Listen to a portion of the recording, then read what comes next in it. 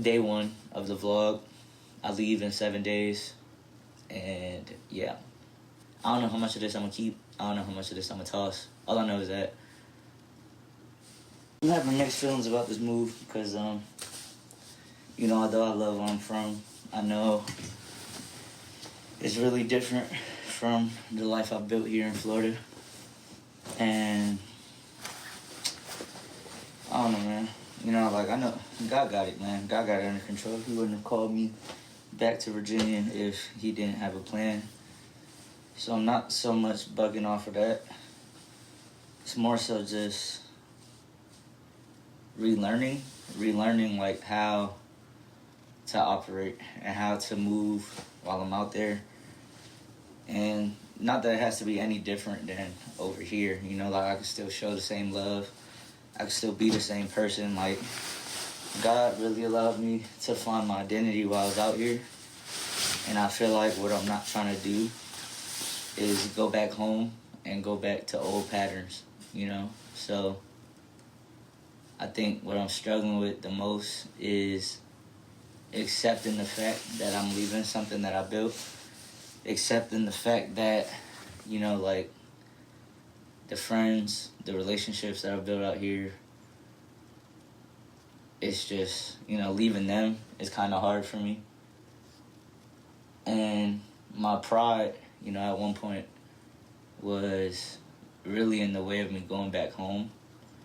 I never wanted to go. I'm not going to lie. Once I got to Florida, bro, I was like, yeah, forget that. I'm not going back to Virginia. It is what it is. Right? But not because anything's bad with Virginia. It's just because I didn't like who I was when I was in Virginia. And I didn't like the person I became when I was there. And there's no one to blame but myself, I'm the one that made the decisions I made. I'm the one that did the things I did. I'm the one who put myself in the positions I put myself in. So I think I'm more so I love what I made out here. I love the fact that God reinvented me while I was out here and remade me, and I was really made new. And now to go back to a place that was so familiar, I don't want to backslide. I don't want to go back on the things that I was taught over here. I don't want to go back to how I used to be. I don't want to go back to the same crowd. I don't want to go back to people being familiar with me as what I was, because I was made new. At the end of the day, that's just what it is. I was made new. I'm a brand new creation. I'm nothing like I was when I was in Virginia.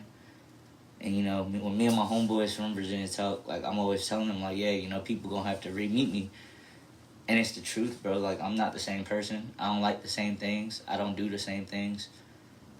I'm not gonna be going to clubs. I'm not gonna be going to parties. I'm not finna be smoking. I'm not finna be drinking. I'm not finna be doing all that and hanging with y'all and thinking, oh yeah, this is the life. No.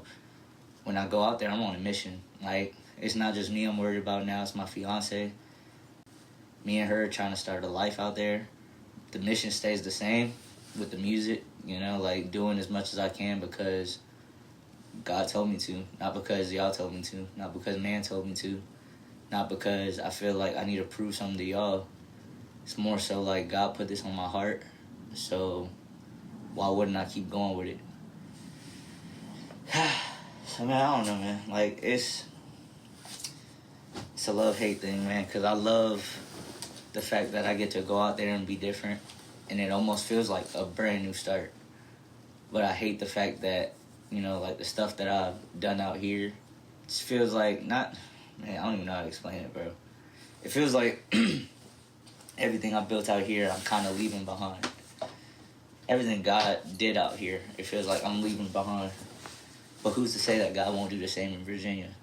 Who's to say that God won't literally bring me people who are like-minded, bring me people who are walking in their faith and allow us to, connect, even if it's old people that I met before, right, that when I was out there. Who's to say that God didn't renew them too, and now we're able to build with each other. So, I don't know, man. I'm excited. I'm nervous. I'm just feeling the feelings that any person would feel during a big move. especially a move where, like, if it was just me, bro, I wouldn't care. Like, I'm not gonna hold you. Like, if it was just me by myself, it is what it is. I'm moving. Yeah, you bump it. I'll figure it out.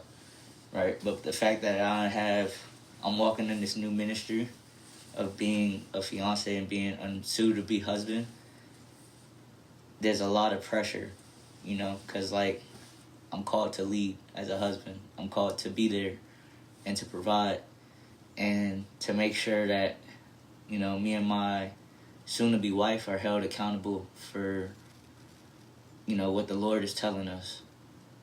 So I think that's going to be the part that really, like, I'm going to have to step into the most and learn and wire myself to be like, okay, it's not just you anymore.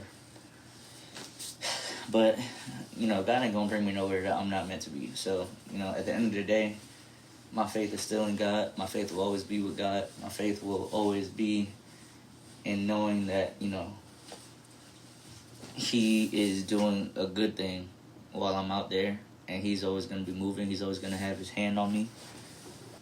You know, 828.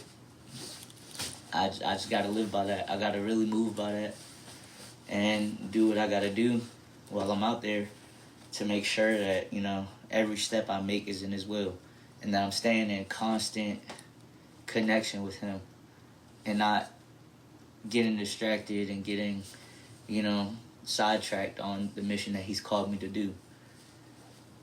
So, I mean, I guess that's my feeling right now. And yeah, I'm not gonna hold, bro. When God first told me to move, when I first got that feeling of like, yeah, you know, it might be time to go, I was finna pull a Jonah. I keep telling people out here, bro, I was finna pull a Jonah. I was not finna go. I was not finna go, bro. I was like, you know what, Lord, I don't want to. It is what it is. But man, His conviction was crazy when I said that too. But honestly, like, obedience, man. As soon as I said that, as soon as I was talking about some wanting to pull a Jonah and not wanting to do this, my pastor literally said a sermon about disobedience, right? And disguising disobedience as fear. And then my homeboy sends me another sermon to watch, and it's talking about worrying, right? And it says that in the Word, I forgot what verse he pulled from. I know it was from Matthew. But it was saying that Jesus said, do not worry. And he broke the word do not down in Hebrew and Greek and basically said, like, do not is a commandment. Like, it's a command from the Lord. So do not worry. He's commanding you not to worry. And when you put those two, like, sermons in hand, the disobedience portion of disobeying the command that God is giving you to not worry, well then, man, it's so... The disobedience of worrying, right? Worrying about something that God already handled, that will lead you into fear of disobeying wherever He's telling you to do because you're worrying about it. So you're literally just, that whole thing, you're living in disobedience when you're worrying about something, because then it'll make you not do it. And now you're disobeying both. You're disobeying the worrying portion, and you're disobeying whatever He told you to do. So, got to get out of that, man. You got to get out of that. I got to get out of that. You know, like, I'm trying to hold myself accountable to, like, really be like, you know what? I'm done worrying. It's in your hands. I did what I could do. I'm doing what I can do. I'm learning how to be a husband. I'm learning how to follow you. I'm learning how to do this walk correctly. Not only that, but the walk itself, hard. Very hard. I don't care what nobody says, bro. I'm not going to hold you. Because this walk is not easy at all. This walk is not fun. It's not. It's not. I'd be lying if I told you that this walk was fun. But the satisfaction that you get after seeing the Lord in your life is better than any feeling I can describe. And then not only that, like, when you finally see the fruits of what you've been working for, and you finally see how God has played a part in all of that, once you see it, you can't go back to.